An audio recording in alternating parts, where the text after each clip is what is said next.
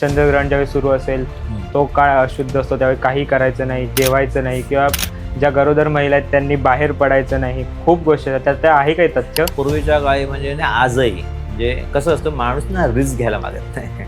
आजही ज्या विज्ञान शाखेतून ग्रॅज्युएट झालेल्या मुली आहेत, अशा विवाहित स्त्रिया देखील जेव्हा प्रेग्नंट असतात तेव्हा भीतीपोटी म्हणजे त्यांना हलू पण दिलं जात नाही. एकाच खुर्चीत बसायचं, हालायचं नाही, काही चिरायचं नाही, जेवण बनवताना काही हे करायचं नाही.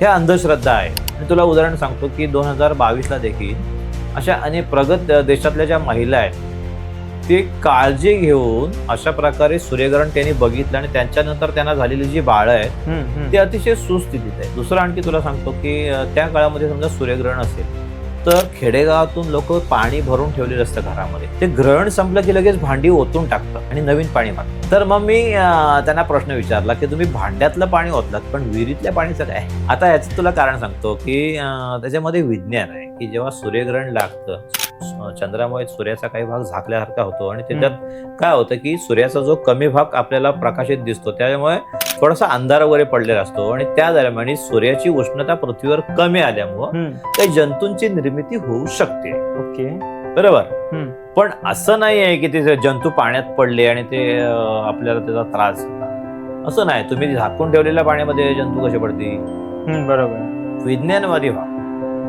श्रद्धा पाहिजे, अंधश्रद्धा